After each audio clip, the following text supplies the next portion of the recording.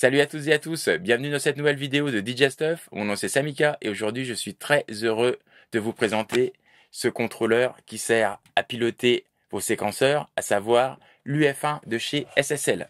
Alors on ne présentera plus la marque SSL parce que c'est notre troisième collaboration avec cette marque légendaire de table de mixage et nous en sommes très fiers. Notre première vidéo portait sur l'UF8, la seconde sur l'UC1, mais celle que nous allons détailler aujourd'hui, c'est l'UF1. Vous êtes prêts? Allez, c'est parti. L'UF1 de chez SSL est une surface de contrôle de studio conçue pour piloter et améliorer le workflow de votre séquenceur. Elle est donc destinée à tous ceux d'entre vous qui produisent de la musique sur ordinateur et qui préféraient utiliser des boutons plutôt que la souris lors du mixage et du processus de création. Le contrôleur est équipé d'un fader motorisé de 100 mm sensible au toucher, offrant une manipulation précise et fluide des niveaux de mixage. Ainsi, l'UF1 vous permet un contrôle complet des volumes, des panoramiques, des départs d'effets, de la partie transport ou navigation et des plugins. Parce que de nombreux producteurs et ingénieurs du son préfèrent répartir leur processus de création sur plusieurs dos, l'UF1 offre la possibilité de contrôler simultanément 3 dos différents et de passer facilement de l'un à l'autre via un système de layer. Tous les cordons nécessaires et équerres pour inclinaison sont fournis. L'UF1 fonctionne avec la plupart des dos et vient avec des presets prêts à l'emploi pour Ableton Live, Cubase, Nuendo, Pro Tools, Logic, Studio One, Luna, Pyramix, Reaper, Mixbus, donc compatible Mac et PC. Le plugin SSL Meter est fourni. Attention, il faut un compte iLok et une clé iLok pour le faire fonctionner. Certaines fonctions diffèrent suivant les dos, bien évidemment, mais ce qui est vraiment bien, c'est qu'on peut assigner ses propres raccourcis, ce qui peut être un vrai gain de temps et d'efficacité. Au niveau des connexions, ici le port USB-C, donc il sert à brancher le câble USB-C comme ceci vers USB-A ici fourni. Il y a également un câble USB-C vers USB-C fourni donc pour les nouveaux ordinateurs. Donc c'est lui qui permet la communication entre l'UF1 et votre dos via l'application SSL 360 degrés. Ici un port USB-A qui est le port through. Il sert à brancher une UF8 ou une UC1. Cette prise USB peut également servir à brancher un dongle USB. Ici le port DC, donc qui sert à brancher l'alimentation fournie, comme ceci. Et enfin, ici, les prises FS1 et FS2, donc qui sont des entrées au format jack mono 635, pour brancher 2 pédales d'expression, comme la FS6 de chez Boss par exemple. Elle permet notamment de déclencher le play stop au pied, mais je ne ferai pas le test dans cette vidéo, car je l'ai déjà fait dans la présentation de l'UF8 sur cette même chaîne. À noter enfin qu'il n'y a pas de bouton marche arrêt. Donc un petit mot maintenant concernant l'installation. La première des choses, c'est d'aller sur le site de SSL, donc solidstatelogic.com. Ensuite, soit vous créez un compte si vous n'en avez pas. Si vous en avez un, vous vous loguez directement. Là, je suis déjà logué. Donc ça va se passer dans ce menu Register, Hardware. Il y a ça à remplir. Ensuite, une fois que c'est fait, votre produit va apparaître dans My Products. Moi, elle est ici. Et à partir de là, vous pouvez télécharger ce qui vous intéresse, des vidéos comme des logiciels. Vous verrez, les vidéos SSL sont très bien faites. Il faut vraiment suivre au pied de la lettre chaque instruction. Et quand on arrive à la fin de la vidéo, non seulement tout est installé et configuré, mais on sait à peu près aussi se servir des fonctions principales de la machine. Donc je vous invite vraiment à passer du temps sur cette vidéo. Pour la suite, je vais vous faire une synthèse de comment utiliser l'UF1 dans le workflow avec Cubase.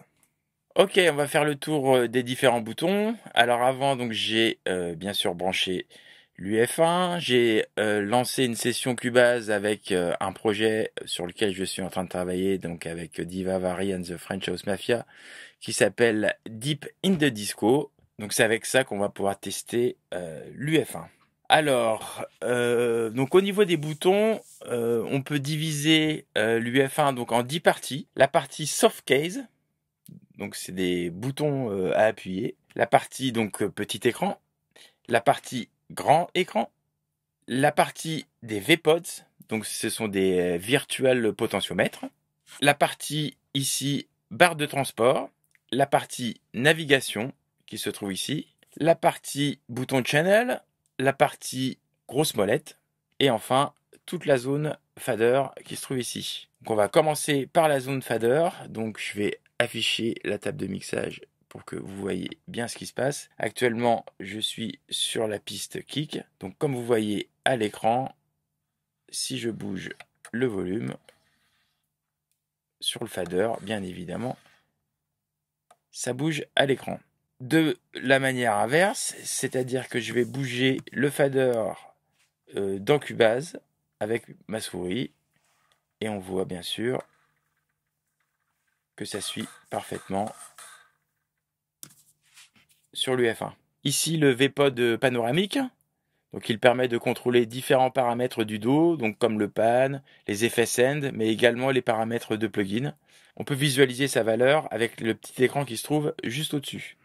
Donc là je bouge mon pan, droite, gauche, on le voit bien à l'écran. Ici le solo, donc c'est très simple, on appuie dessus, on passe en mode solo, on appuie dessus, on retire le mode solo. Ici, le bouton cut ou bouton mute, donc qui mute la piste sélectionnée.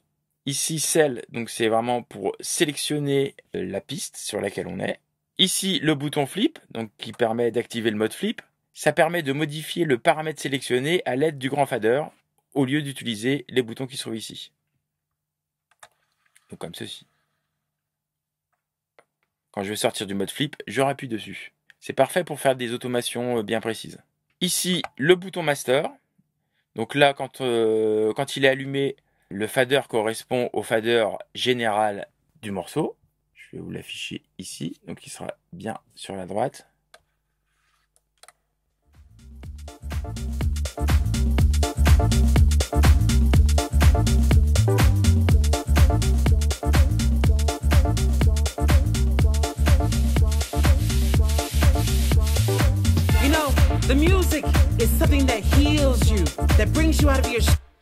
On arrive maintenant à la barre de transport.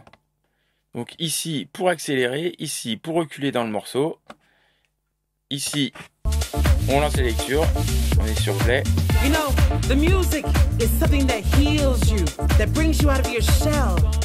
Ici stop. Là par exemple si je veux à la sortie du break, je me place ici. Don't feel like you follow the crowd. Faces that frown, it don't mean nothing.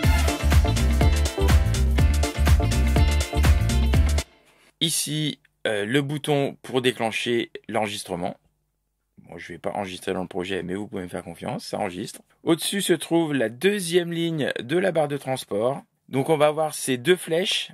Les deux flèches, en fait, elles permettent de naviguer dans ce paramètre qui s'appelle page. Donc ce sont les différentes pages qui se trouvent en bas. Donc j'ai le choix entre 1 et 2. Je navigue 1 et 2. Ici, le mode loop. Donc on regarde dans la barre. Voilà, il passe en violet. Ici, en bleu, par défaut, c'est le métronome. Moi, j'ai changé l'assignation. Je l'ai assigné au retour du début de morceau. J'appuie dessus. Boum, je reviens au début du morceau. Ici, en orange, c'est le locator gauche. En 2, en vert, le locator droit. Donc, je peux bouger comme ça rapidement dans mon morceau. Le shift, il permet d'activer les fonctions qui sont écrites en dessous des boutons de la ligne. Donc, je le maintiens et on voit que je peux soit read, ça veut dire activer l'automation. On voit que le R passe en vert sur ma piste. Et ici, carrément, pour écrire une automation qu'on peut déclencher, donc d'ici, avec ce bouton rouge. Toujours en maintenant le Shift. Si je veux annuler, je rappuie dessus. Et voilà. On va voir maintenant à la barre de navigation. Donc avec la flèche du haut, on monte. Et avec les flèches du bas, on descend dans les pistes. Avec la flèche de droite, on bouge dans les carrés. Et avec la flèche de gauche, on bouge dans les carrés. Voilà, donc par exemple, si je veux bouger un carré en dessous et arriver dans ce carré-là, je peux très bien le faire ici, sans la souris. Donc ça, c'est le premier mode. Et si on appuie au centre, on voit que le centre passe en blanc. Et là, cette fois-ci, on active la fonction zoom. Donc ici, zoom vertical. On grossit les pistes ou on les diminue. Et ici, le zoom horizontal.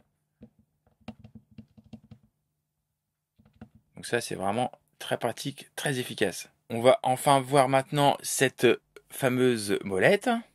Donc elle permet donc de se déplacer dans le morceau, mais un déplacement plus léger, plus fin que les flèches qui sont ici. Hein. Voilà. Donc c'est vraiment comme ceci. Donc si on fait play, donc on va se déplacer un petit peu plus loin. Par exemple ici, on active la lecture.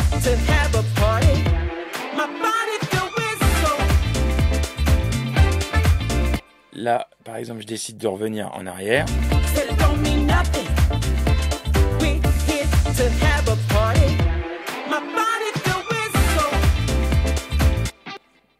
Donc là, dans ce qu'on vient de faire, vous avez remarqué, on n'entend pas le déplacement quand on est en train de bouger la molette. À l'inverse, si j'appuie sur Scrub et que je bouge la molette, là vous allez entendre tout le déplacement, que ce soit avant ou arrière.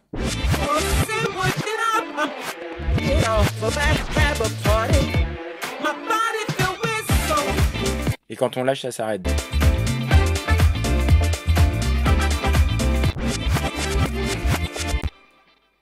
Venons-en maintenant au bouton de Channel. Donc de base, il va nous servir à la sélection de la piste de l'UF1. On voit quand on se déplace dans le projet.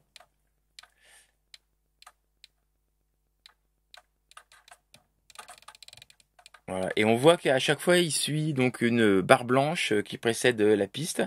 Donc c'est une barre de 8 pistes. C'est ce qu'on appelle justement la banque. Et la banque, elle correspond aux 8 pistes de l'UF8. Et également aux 8 pistes qui seront sélectionnées sur l'écran. Avec les 4 VPods, ce sera les 4 premiers. Et si j'utilise le bouton 5-8, justement, ce sera les 4 derniers. Ce que je viens de vous expliquer, c'est quand on est en mode fader cell, mais le bouton a 4 modes différents. Donc si on maintient, on voit qu'il y a les 4 modes différents. Donc le fader cell, c'est ce qu'on vient de voir. On a les flèches. Alors les flèches, je me mets en mode flèche, voilà. Ça permet de bouger justement la banque. Donc la sélection des 8 pistes uniquement. Voilà, si par exemple je me mets ici et que j'appuie sur cell, on voit que la piste sélectionnée, elle fait partie de la banque. On a un autre mode aussi, donc je rappuie dessus, qui est intéressant, qui s'appelle le mode focus. Alors là, je vais me mettre par exemple sur la basse. Je vais ouvrir un plugin, par exemple celui-ci.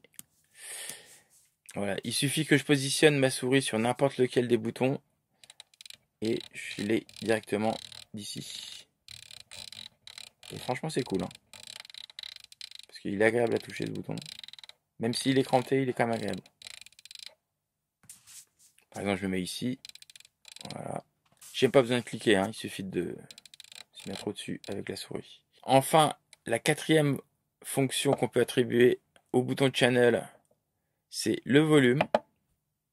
Alors le volume, c'est le volume général de la carte son. Regardez, quand je bouge, regardez à l'écran, on voit le haut-parleur du Mac.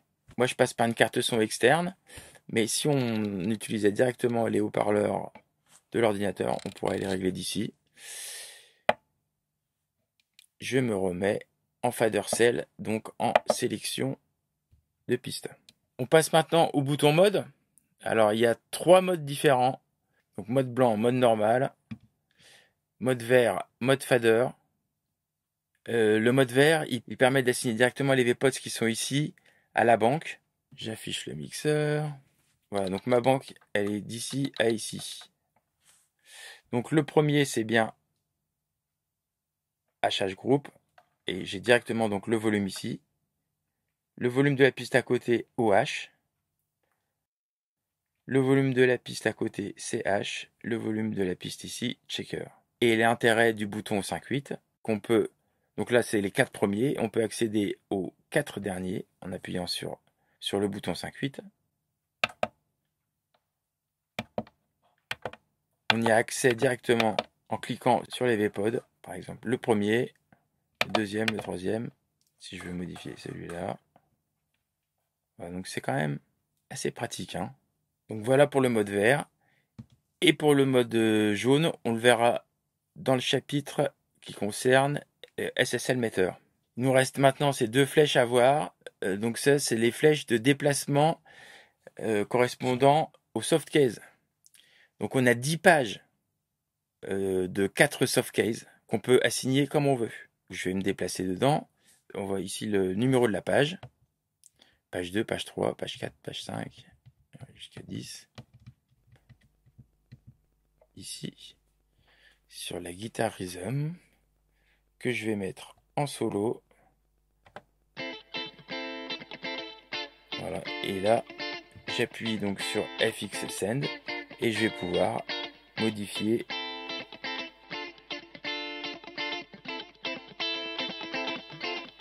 là je joue sur le delay et là je joue sur la reverb.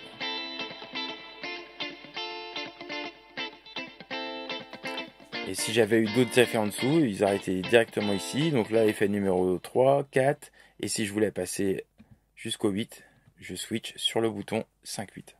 Voyons maintenant les EQ qu'on peut modifier donc bien sûr à partir des softcases et des VPods. Donc là, on voit que je bouge la fréquence de la première bande. Ici, avec ce bouton-là, je bouge le gain. Si j'appuie dessus, je l'active. Voilà. Et vous me direz, mais le Q, il est où? Le Q, l'effet Q, on y a accès en appuyant sur le bouton filter. Et de là, on peut incliner la courbe. Si je veux faire par exemple la même chose sur le 2, donc je vais l'activer. Je bouge ma fréquence. Je bouge l'effet Q. Je monte un peu le gain. Voilà. Et là, par exemple, je cherche.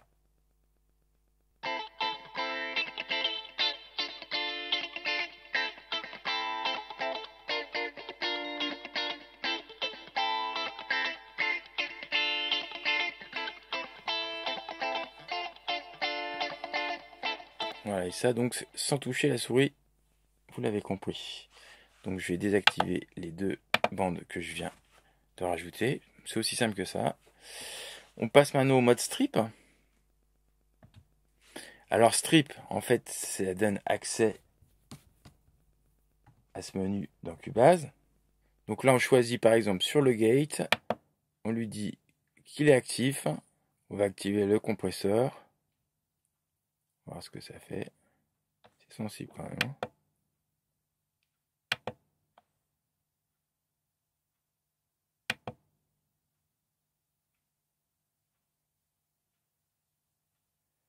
Ah oui, tous les sortes de compresseurs. Donc là, on voit qu'on a deux pages.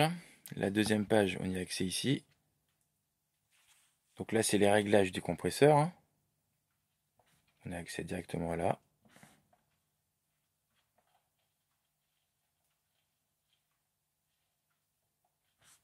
Compresseur, je reviens dans mon gate. Et si je vais sur la deuxième page, je peux bouger le threshold, le release, l'attaque, la range. Et là, justement, les deux paramètres du dessous, le Q et la fréquence. Donc grâce au bouton 5-8. Oh, c'est un petit coup à prendre, mais franchement, une fois qu'on est habitué à ces gestes, ça peut être très efficace. Le softcase d'après, c'est SMPTE Beats. Donc regardez, c'est tout en haut, dans la barre du haut. Là, pour l'instant, on est en mesure. Et si j'appuie dessus, on passe en timing, donc c'est-à-dire en secondes. Allez, deuxième page des softcases. Donc c'est la partie, bien sûr, pour assigner le plugin en insert de la track qu'on a sélectionnée. Je vois que en effet 1 en insert sur ma piste actuellement qui est Guitar Rhythm, il y a un frequency, donc c'est le plugin que j'ai utilisé qui est actif, oui c'est vrai. Je regarde sur le 2.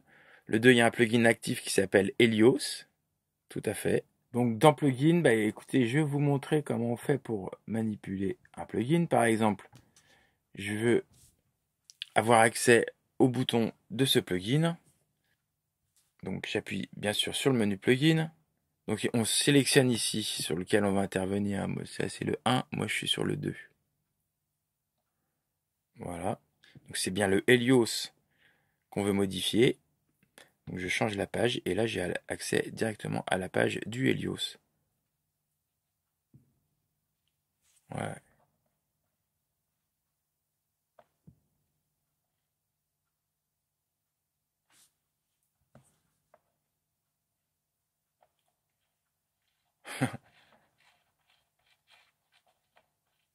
Ouais, c'est cool de l'avoir comme ça, hein. On vient maintenant au menu VST Instru pour assigner le plugin à une piste instrument. Bah, on va lancer une piste instrument déjà pour commencer. Allez, Discovery Pro, très bien.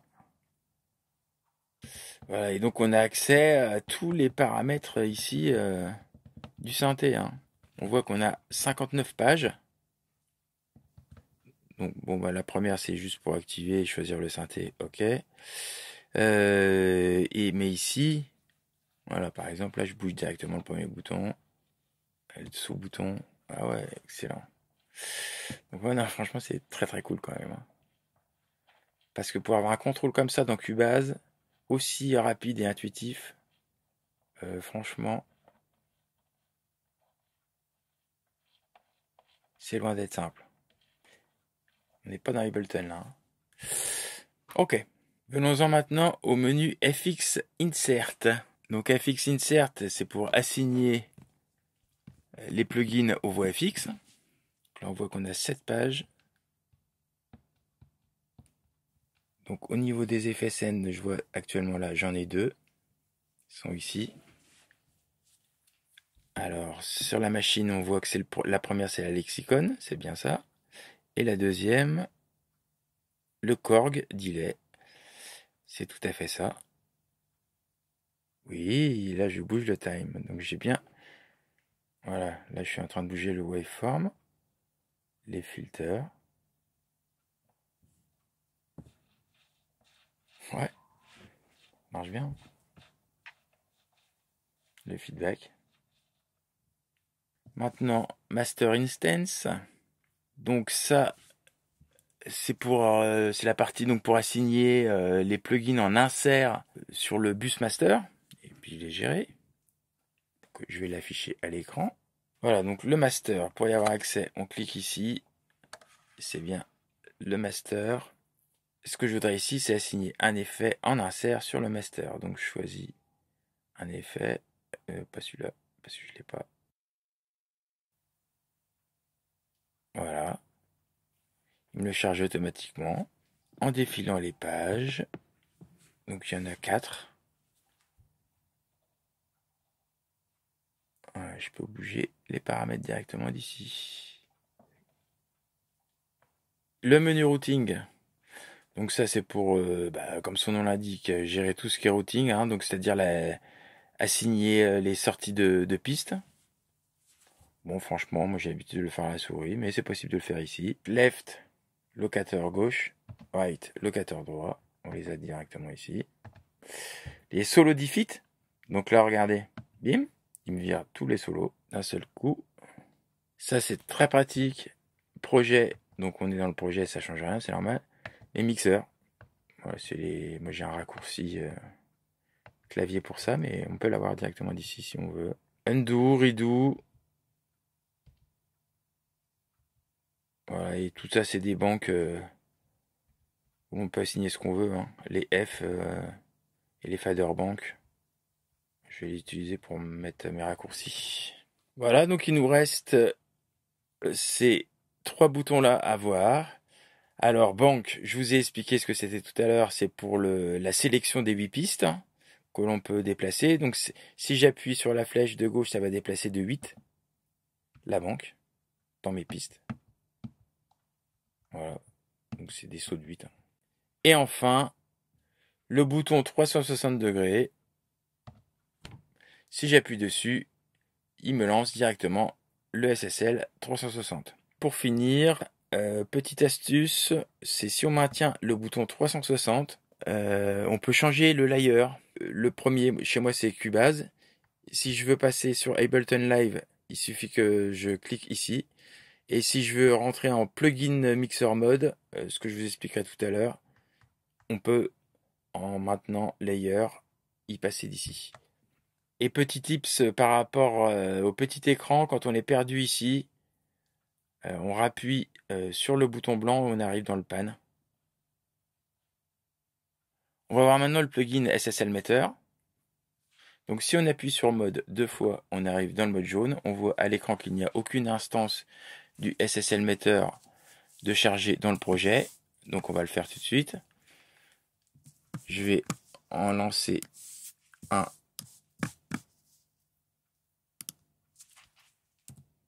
Meter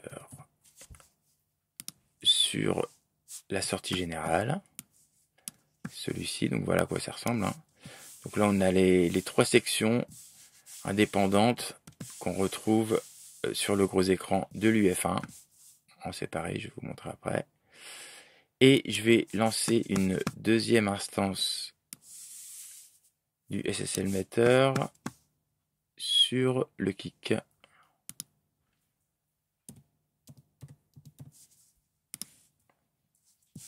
Voilà.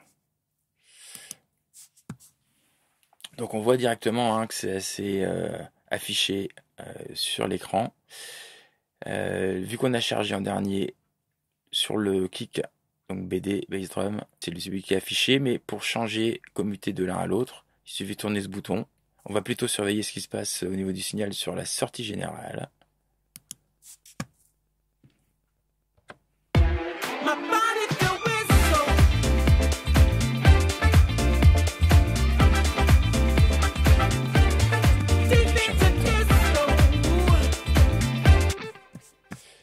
Je vais l'afficher.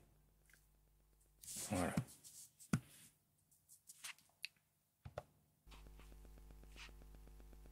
Donc là, on va voir ce que ça donne.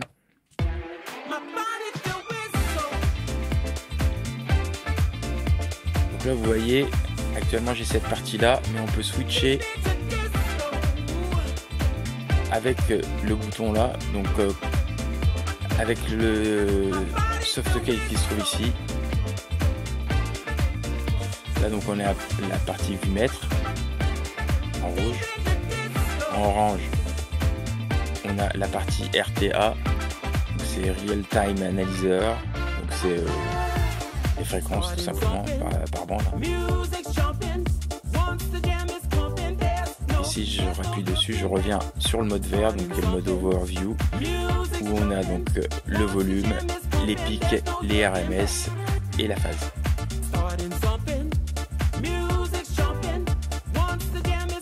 On a accès ici à des presets.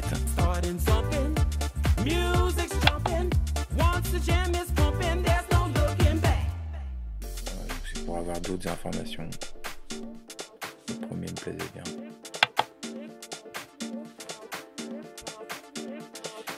You know, the music is something that heals you, that brings you out of your shell.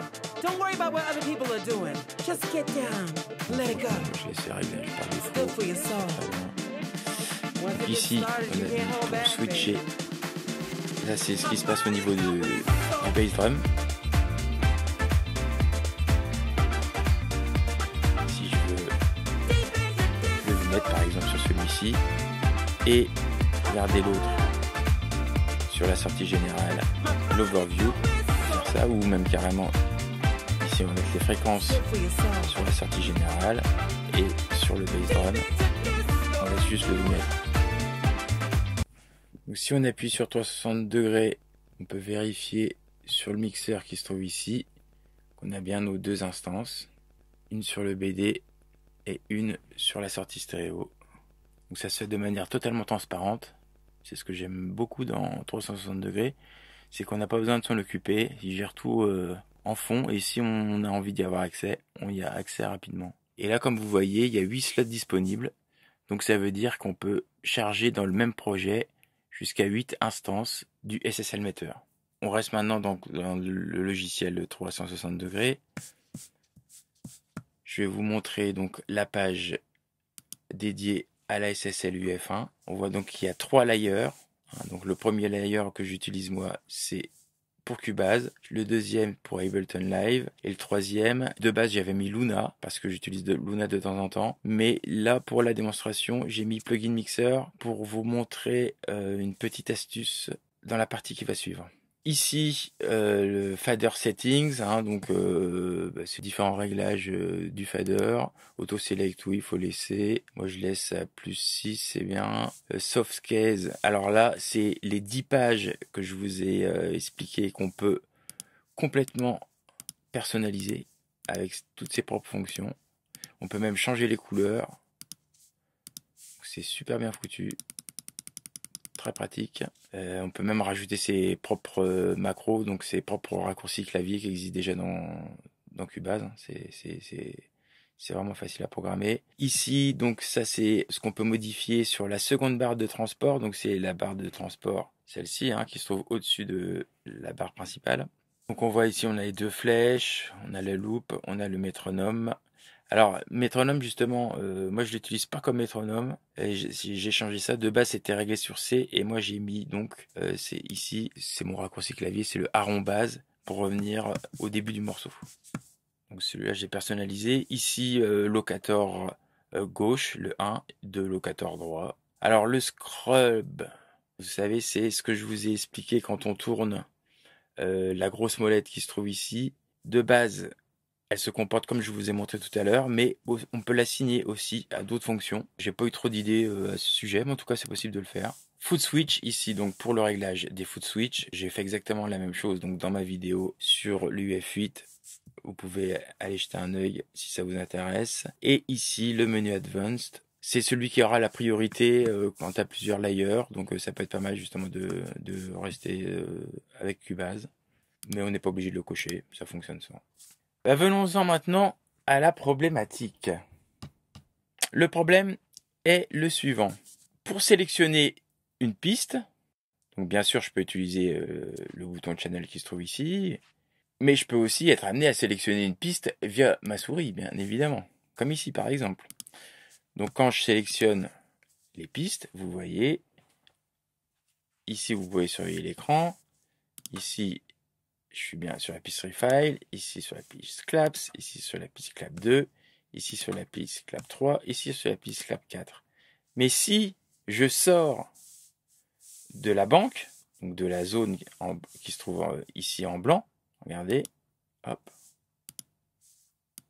et ouais, ça suit plus. Dans la version de base, donc qu'utilise le protocole Mackie, MCU, bah malheureusement, dès qu'on sort de la banque, la piste n'est pas sélectionnée par l'UF1. Donc ça, c'est vraiment le gros problème que moi j'ai rencontré. À savoir que j'ai utilisé pendant des années une machine, donc un remote, qui faisait à peu près la même chose dans Cubase, qui s'appelait la CC121, développée par Steinberg, donc que j'aimais beaucoup. Et il n'y avait pas du tout ce problème, parce qu'il n'y avait pas cette zone de banque avec les 8, et donc on cliquait sur n'importe quelle piste, et ça s'assignait automatiquement sur la CC121. Ce qui n'est pas le cas là, malheureusement. Heureusement, il y a une chaîne YouTube qui nous propose une solution intéressante qui s'appelle Linewood Studios, et c'est ce que je vais vous montrer maintenant. La première des choses, ça va être de mettre un plugin SSL 360° Link. Donc c'est un plugin qui est gratuit, téléchargeable sur le site de SSL, qui est normalement à utiliser avec la SSL UC1. Mais là, on peut l'utiliser dans ce cas-là, c'est-à-dire qu'on met une instance de ce plugin en insert sur chaque piste dans Cubase, sauf les pistes MIDI. Et donc ça va être la première partie de cette solution. Donc on va s'y activer dès maintenant. Alors je vais vous montrer un petit tips pour faire ça assez rapidement. Donc là, j'affiche le maximum de la table de mixage. Je sélectionne d'ici. Je maintiens un Shift.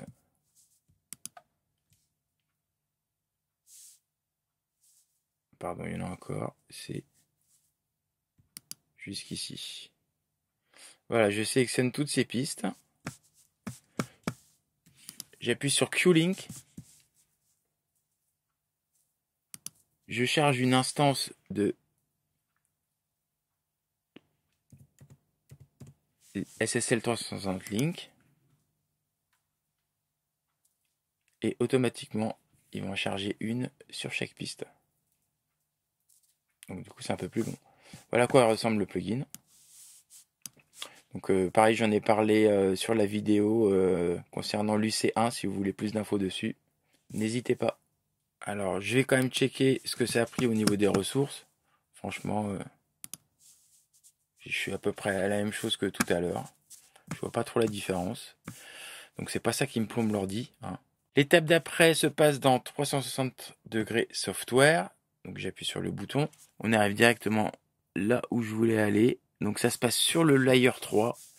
Donc de base j'avais Luna. Moi je choisis plugin mixer. Et je coche UF1 follow selecting plugin mixed channel strip instance. Maintenant on va dans la partie mixer.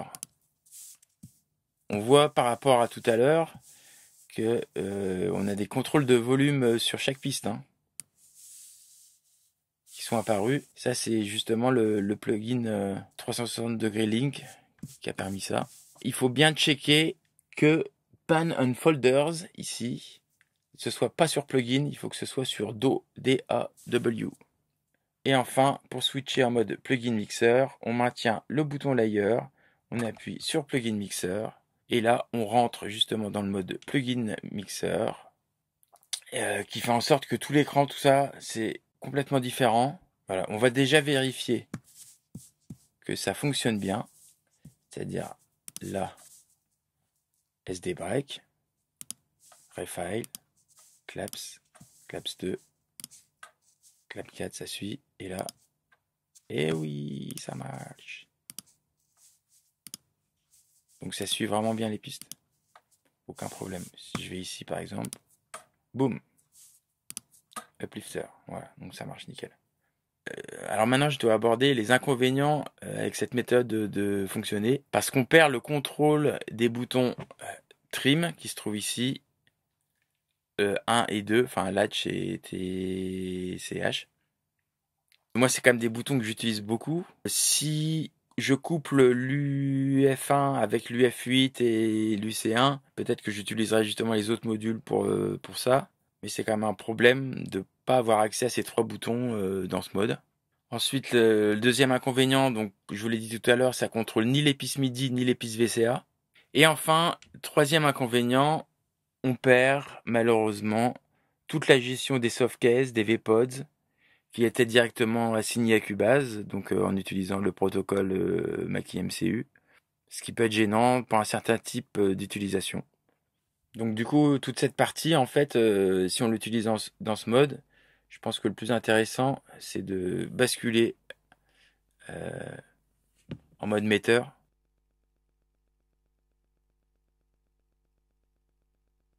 It's good for your soul.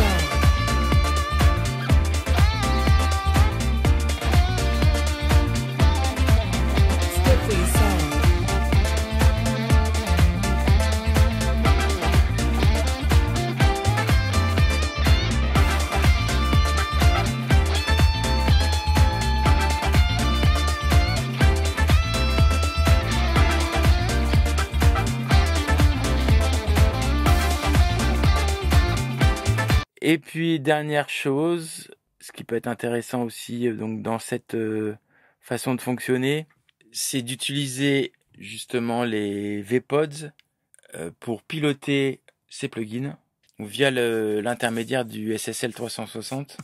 Je vais vous montrer comment on fait. On en ouvre un, lequel je vais ouvrir par exemple sur les percus. Voilà, celui-ci. Et là, j'appuie sur Click to Load. Donc soit j'ai des favoris qui sont là, c'est ceux que j'utilise le plus souvent, ou alors carrément j'en choisis un dans toute la liste. Ça c'est toute la liste des plugins. Hein. Voilà, ça c'est tous vos plugins. Bon, je vais me lancer celui-là. Voilà, donc en fait c'est une tranche SSL mais par UAD, celle que j'utilisais avant. C'est juste pour vous montrer que on peut mettre des plugins autres que SSL à l'intérieur. Là, elle est directement mappée. Donc si je reviens en mode normal, voilà, donc j'ai accès ici. Je peux modifier un peu tout ce que je veux. Donc tout est assignable. Bon, après, je vous cache pas que ce genre de manip, c'est vachement mieux de le faire avec l'UC1, qui est dédié à faire ce genre d'EQ. Alors en conclusion, on peut dire que j'ai vraiment bien aimé l'UF1 de chez SSL. C'est vraiment l'outil qui complète parfaitement les deux autres contrôleurs de la marque, donc l'UC1 et l'UF8. Cette machine a un vrai feeling, hyper quali, comme les deux autres modules en fait. À la fois solide et classe, c'est vraiment un bel objet. On va voir maintenant les points forts. Le premier, donc, c'est sa qualité de fabrication, comme je viens de vous dire, avec sa plaque du dessus en acier brossé, c'est vraiment très belle finition. Deuxième point fort, la compatibilité avec les différents dos. C'est là où SSL vraiment a fait fort, parce que j'imagine que c'était un gros challenge. Le troisième point fort de l'UF1, c'est vraiment qu'on peut la personnaliser et assigner un peu ses raccourcis dans tous les sens, et pour vraiment un gain de temps et une efficacité redoutable. J'ai bien aimé le gros écran, il est vraiment top. Et enfin, le plugin SSL Meter est super, assez intuitif et facile à utiliser. Nous allons voir maintenant les points négatifs. Alors, le premier, clairement, donc c'est par rapport au workflow. J'aurais bien aimé que son comportement vis-à-vis des pistes soit le même que la CC121 de chez Steinberg. Concrètement, quand on clique sur une piste dans Cubase, la logique voudrait que instantanément elle soit assignée à l'UF1, que ce soit dans la banque ou hors de la banque. Et actuellement, malheureusement, ce n'est pas le cas. Malgré la solution que je vous propose pour remédier à ce problème, j'espère que SSL va tenir compte de cette remarque. Je suis bien sûr pas le seul à la faire. Et donc on compte vraiment sur eux pour remédier à ce problème et trouver la solution qui met tout le monde d'accord. Certains disent que ce n'est pas possible à cause du protocole MCU de chez Mackie, qui selon eux serait trop vieux. Pour ma part, je ne pense pas que ce soit le cas, parce que la CC121 faisait exactement cette fonction, et elle utilisait exactement ce protocole Mackie, donc si eux ils l'ont fait il y a 10 ou 15 ans, à mon avis, c'est encore possible de le faire aujourd'hui.